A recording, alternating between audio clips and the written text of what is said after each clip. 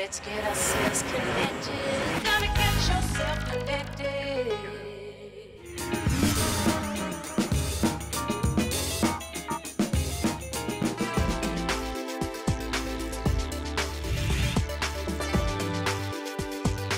Well, with so much of our content that we enjoy going digital now, talking about our music, our TV shows, videos, everyone's getting into entertainment centers or media centers. I've got Sean Walker, our tech expert. Thanks for coming on the show again. Most welcome.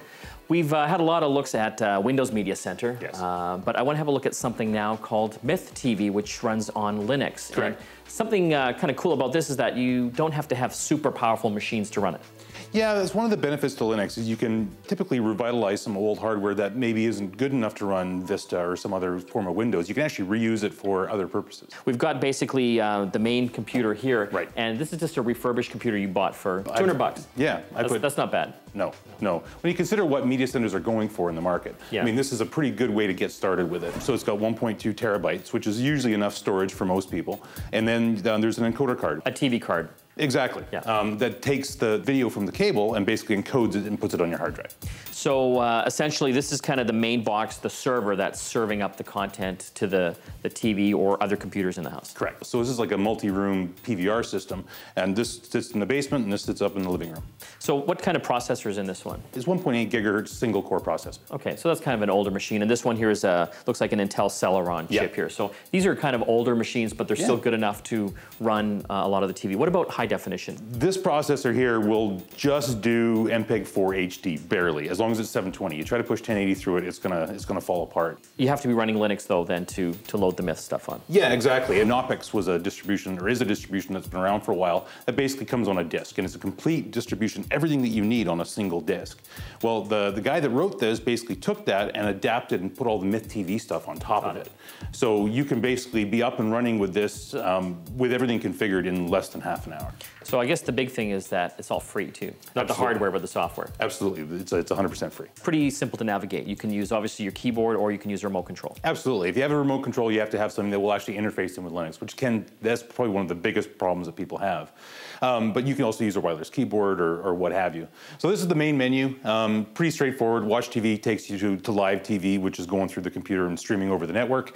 Media library is where most people will probably spend their time. In here you have things that the box is recorded, and you'll have to excuse all the children's programs that are in here. They can't live without it anymore. Dora the Explorer, that's you. Absolutely. Yeah. So you got them all listed here. Yeah, so over on the left-hand side is all the programs that it's recorded, and you can actually go and sort them by title. We'll go to Battlestar Galactica because I know that's one of your favorites.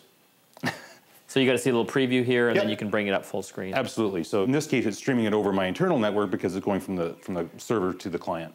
And how is it dealing with multiple computers? Can it handle the load? Like if you've got 4 different computers set up in the house running this stuff here? Yeah, that's actually not a big deal because really all the server has to do is just pick it up and stream it over the network. It's more a function, can your network handle it, especially if you're trying to do it over wireless. Once you've recorded it, you can skip the commercials as well? Absolutely, and that's one of the neat things. You can actually see a graphical representation on the screen of where all the commercials actually sit. So right here is where it thinks that the commercials live. Those pesky commercials. Yeah.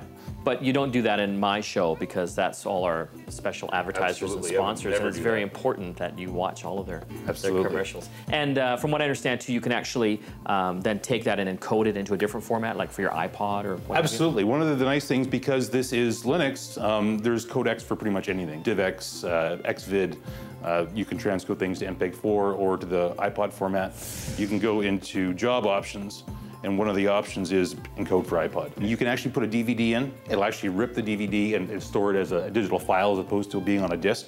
You can organize things with folders. You give it the IMDb video number, it'll actually go pull the actual cover for it. Yep. And if you click on one specifically, it'll actually give you, a brief synopsis of everything to do with that show. So who would you recommend this for? Like, obviously, you and I are kind of more techie kind of guys. Would you recommend this to a beginner or more kind of an intermediate to an advanced?